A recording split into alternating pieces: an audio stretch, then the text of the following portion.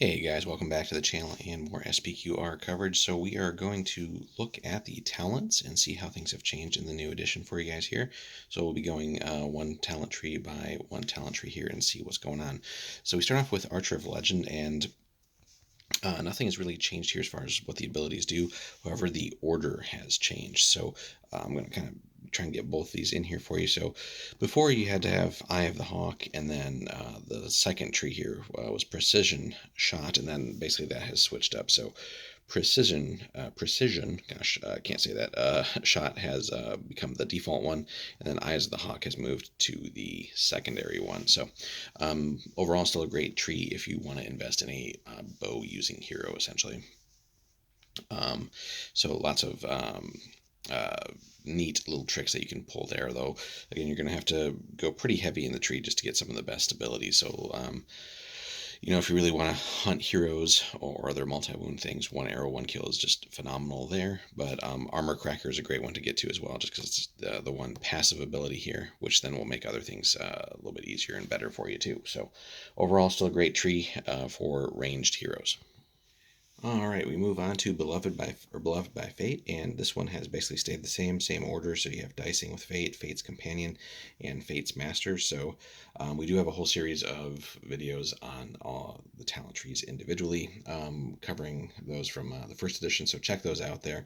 We will point out, of course, anything major that has changed in them in this video as far as the new edition is concerned, but otherwise you're basically safe to go back and look at our more in-depth look in the older videos there. So moving on from Beloved by Fate, we have Brawler, and again, this is more geared towards if you're building a hero to sort of duel and challenge other heroes. Neat little tricks there, basically ways of sort of knocking enemy heroes down, which makes them much more vulnerable. And uh, then obviously you can sort of push through and punch through more damage and hopefully kill heroes. So it's still dirty fighting, and then piercing thrust or knockdown as the other options there. And basically everything has again stayed the same there. All right, next up is Divine Prodigy, and this one is basically just seeing a swapping of the order of these, which kind of makes more sense now. Before, Blessed at Birth was the second one, and it just didn't feel right that you had to basically invest two of your talent points to get something for basically a level 1 hero. So now if you want to just dip into that, when you build your level 1 hero, it's much easier just to take Blessed at Birth. And then if you do want to get Divine Luck afterwards, you have the option to, but you're not forced to take that and then get Blessed at Birth. So good little change there. Fortress of Spears, I believe, has also stayed the same, so same order as well. So that being said, there rules have tightened up a little bit and changed just because again parry is not a thing anymore. So let's read the new one here and kind of compare. So long as the unit's not locked in combat, the hero can make a bravery check, and if successful, every model in the unit can move in order to be rearranged so the phalanx faces a new direction. Will not count as broken because of this movement, so long as the unit still obeys the normal rules for forming a phalanx, otherwise it will be broken.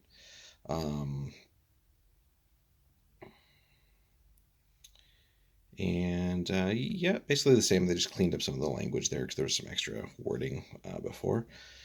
Push back. Let's see how that one works and see if the requirements have changed there. So let's see.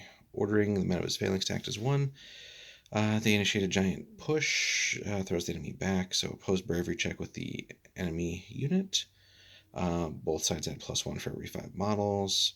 If successful, the hero drives the enemy unit back, and then he and his unit immediately follow up to remain in contact. Close combat's unresolved, but enemies who have been pushed back in this way may not use shields during the melee action. So basically the same here. Seems again like just the wording was slightly tidied up there. So overall still good there. And then we'll check the other two abilities. All right, getting to Fight in the Shade. That one has also stayed the same, and then As One is a great passive ability.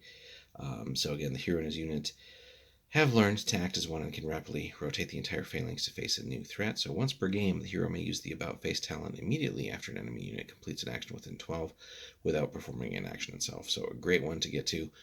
Just anytime you get free actions, basically, it's just like you're getting extra turns or extra parts of a turn. So good stuff to get to there if you have a unit that does use phalanx. God of Battle is next. Another fun one that just adds some tricks to the hero, makes him a little bit deadlier. Still Mighty Blow, Decapitation, and Savage Nature. Then here, this has actually this has changed a little bit, guys. Sorry.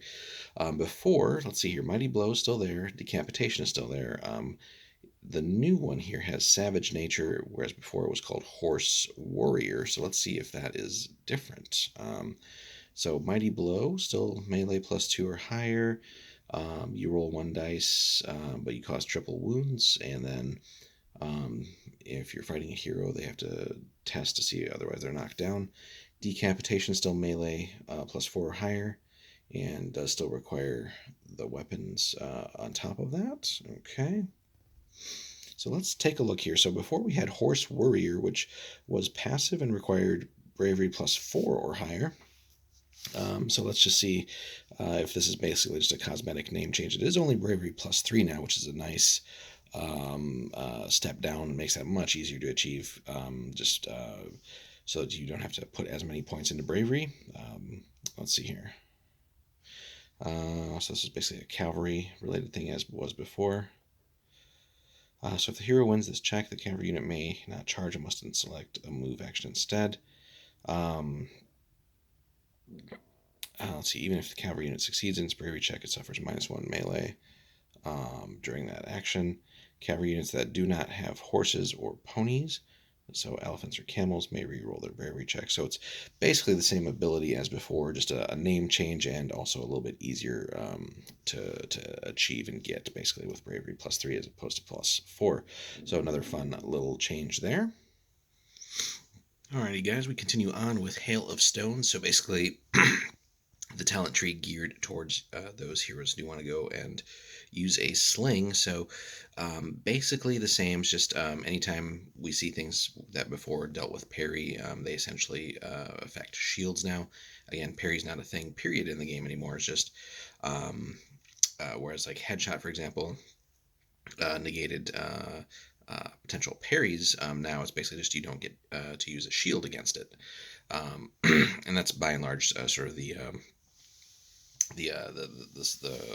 new sort of default. So basically anything again that affected or used parry or negated parry before now will just in almost all cases, I think, negate the use of any shields that you may have purchased. So that's basically what Headshot does. Otherwise, the tree is basically still set up the same as it was before, and really fun. Again, if you do want to pursue a hero that runs with a sling there. So really good stuff overall. Then we get to Hammer to Anvil. And here, basically, some more wording changes. So Thundering Charge and Blood Drunk are still there. Again, Blood Drunk is another one of those that had parry in there, basically. So, like, if you did use this ability, you couldn't, your hero who is Blood Drunk couldn't use any parries. Now it's basically he just can't use any shields. But we have another one here, and we'll see if this is a name change or something different. So Careless Charge is now called Reckless Charge, and we'll have to see if that is different. So still takes a melee action. So let's see here. The hero makes a bravery check if successful in any unit that they have joined. Add 3 to their move characteristic while attempting to reach the contact with an enemy unit as part of a melee action. However, if they're unable to reach their intended target with this 3 added, they only move their normal move distance instead. Additionally, regardless of whether the hero or his unit reach the enemy or not, all the unit attempting to be typo there. All the units attempting to be charged can immediately perform a free shoot action against the hero and his unit. So let me double check that from before, because that's definitely had some extra wording added to it. So before it was you got to double your move characteristic, and and then basically, yeah, the unit being charged can add an immediate free shoot action. So, so more or less the same intention as before. It's just instead of doubling, you just add 3 now, and then any unit. So if you were multi-charging, just clearing that up. So basically, if you did happen to multi-charge, all the units that were declared there as being the targets of your charge would have been able to get the free shoot against you now. So just clearing that up. So by and large, still the same as before, just a difference in move there. And I'm trying to see if there was anything else. Nope. So yeah, so a little bit of a downgrade in some ways. The lesser move distance, and then again, if you were multi-charging, potentially more shots coming in at you there. But that one is just again the first ability here in the tree, and is a name change with a little bit of an actual rules change there. So then let's take a look at Thundering Charge. All right, and then to wrap that one up there, so Thundering Charge is still the same, so no changes there. We then get on to Hands of a Healer. That one, Healing Hands, Medicus, and Physician. So basically still the same here. So this is really not geared for one-off play. This is campaign play. And basically everything is the same there. So again, if you're playing Rome, whichever flavor of Rome you're playing, you basically get like free, I think it was Medicus, just for playing the faction, basically, without even having to dedicate a hero to being your doctor, essentially. So, but yeah, specifically geared for campaign play. Alrighty, guys, then we get to Horselord, which is basically the premier talent tree for cavalry heroes, and really just can take already great cavalry units and just make them very, very scary. So Buckle of the Line has, the order has stayed the same as far as how the tree is organized. Buckle of the Line has changed slightly and has gotten a little bit of an extra bit to it. So before, basically, towards the bottom there, it mentions if the enemy is using phalanx, it will lose the benefits of it. Now it's phalanx or shield wall, so it's actually gotten a little bit better. So it was a bit of a curious oversight before that it didn't mention shield wall, and so those units kind of got like a pass on that, which didn't necessarily make sense. So now they're just clarifying that there, which is a good deal. But overall, yeah, everything else is basically still the same here. So again, this is like the premier talent tree for just buffing out a really good cavalry hero or two, and units that these guys get attached to just can do some really scary things. So extra movement, just other ways of hitting hard and being otherwise annoying, like for example, like Parthian shot with cavalry archer type units, or missile armed cavalry is just exceedingly annoying if you're on the receiving end of it and the opponent is doing well with it. But still a great talent tree, one of the best that you have access to, period. Alrighty, guys, then we get to Leader of Men, another pivotal hero talent tree here, especially for bravery and getting a little bit more out of your troops. So the same order, however, Voice of Command has changed slightly. Before, still the 6-inch range. Unfortunately, I wish that were just a little bit better. But basically, before it said, this rule doesn't apply to the hero or include the hero himself. But now it's also, this does not include the hero himself or a unit he has joined. So there's an additional restriction on that. That being said, depending on the sizes of these units, having another unit within 6 sometimes is going to be pretty rough. So unless you're really getting stuck in or keeping like just units like literally right next to each other, it's going to be hard to spread that around at times. But if you do have more of a mobile hero, he can kind of spread that to units nearby if he's not necessarily there to join those units. So you have to play around with the movement distances and stuff like that. But that's about the best way to get the most value out of that. Then there was another change here somewhere. I thought, let's double check that here. So motivation is still fantastic as it was before, being able to get potentially 3 actions in a phase rather than 2. So again, anytime you get more actions than the opponent, that's cumulatively leading to essentially the equivalent of more turns, essentially, more actions. So if you get to do more stuff than your opponent, ideally you can beat them, or at least have a better chance. Oh yes, Inspire and Elevate has changed a little bit. So that's the one where basically a minion of yours, for campaign purposes, who hasn't failed a leadership check during the game, has a chance to basically become a free, not quite free, but become a level 1 hero. So before it was you had to spend 25 denarii and then make the bravery check and all that. So now they basically just given that a pretty solid discount down to 10 if you want to use that. So it's a nice way to build more heroes on the cheap, basically, for those that do survive in your games. So pretty cool overall. Other than that, everything else has basically stayed the same, but again, still a really good tree to get into. And if nothing else, honestly, it's great to have at least one hero in the force that has motivation just to get um, those extra actions throughout the game. Alrighty, guys, and we get to Natural Hero, another one that, at least at the outset, is a great boost overall for your army. And Inspire, in many ways, is better than Voice of Command, but basically a 12-inch reroll on Will to Fight checks there. So, good stuff there. Beyond that,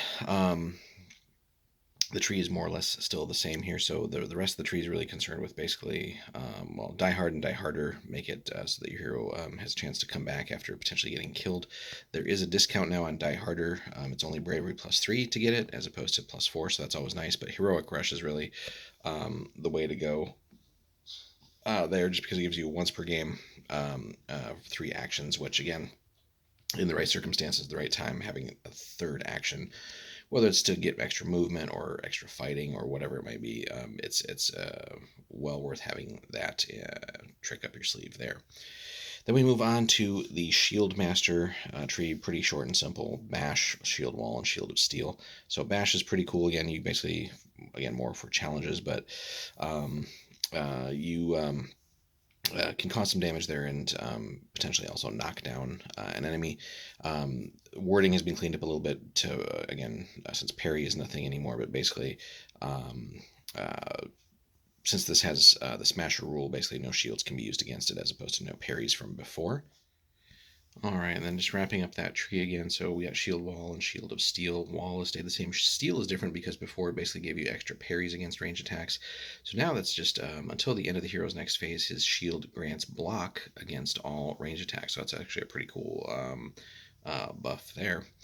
Then we get into Son of Kionis. And this one's geared more towards, I think, overall, like, heroes again getting into duels, but also just kind of running solo and stuff like that, and basically just need to be able to get around more. So by and large, everything has remained there. Requirements are pretty easy since everything is passive, and really only Back at You has a prerequisite of +1.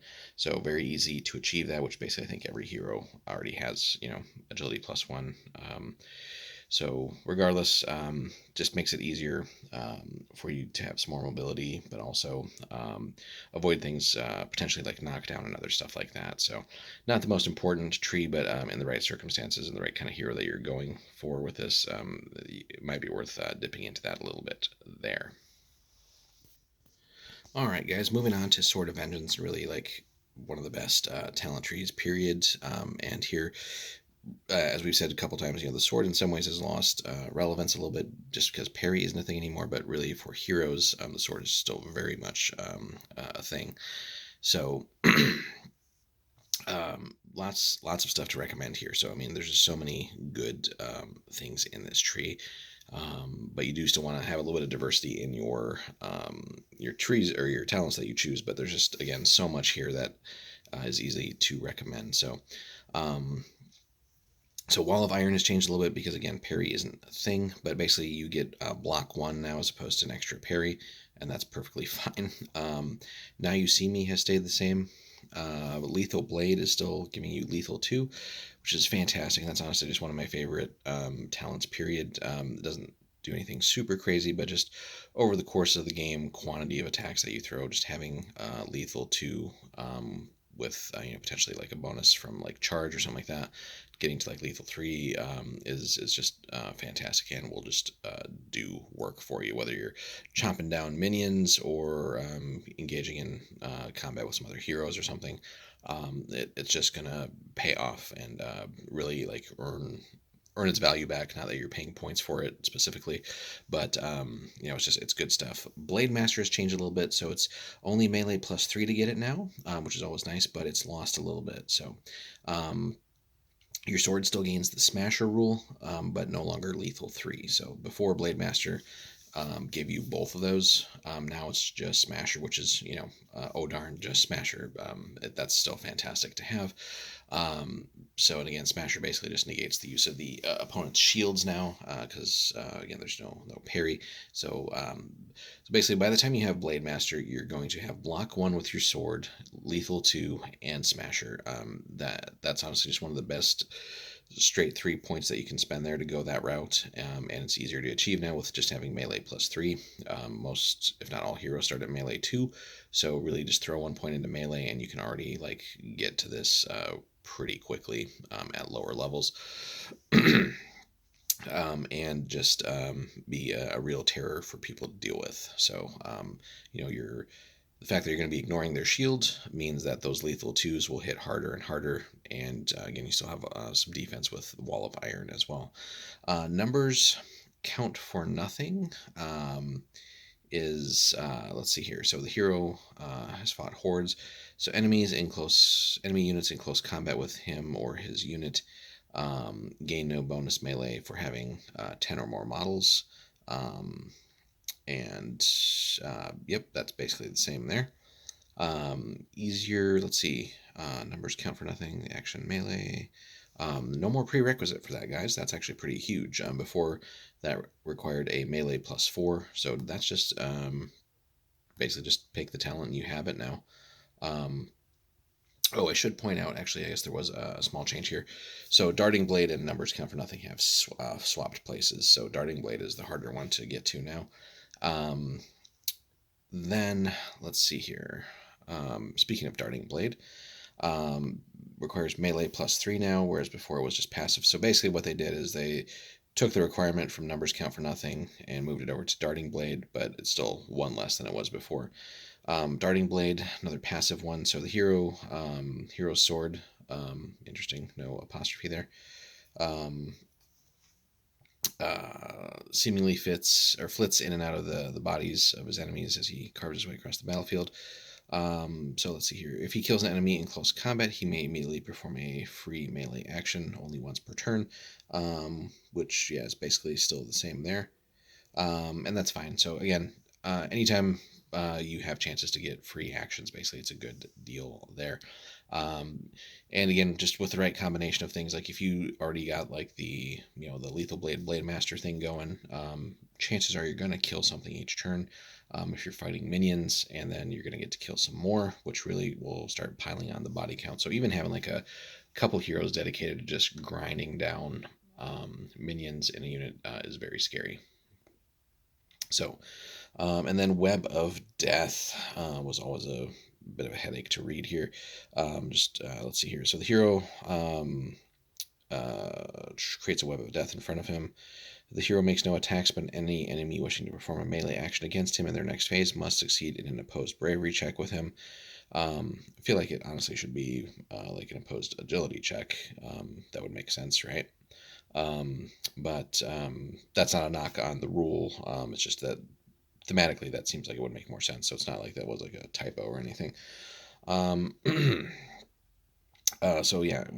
talent will not work if the hero is leading a unit, as there's not enough space to perform that. So basically, for your solo heroes who are out there running around, doing whatever they need to do, it's a neat way of potentially avoiding a whole lot of damage. That being said, if you're already in that situation, that's kind of rough. Like you're not killing anything of theirs, and so you're gonna have to basically have help arrive and get over to you, unless you have other ways of extricating yourself from that, and maybe going and hiding in a unit or something like that. So wasn't the biggest fan of it before, but it is what it is for those people running those kind of heroes there. So overall, just still a fantastic tree there. Really enjoy everything that is in here. So definitely kind of one of the go-to ones for sword-armed heroes. Alrighty guys, next up we get to Titan of Battle, which has basically retained the same order. Hammer of Gods is still melee +2 here, and basically you get bonuses to your lethal rule, so that has essentially stayed the same.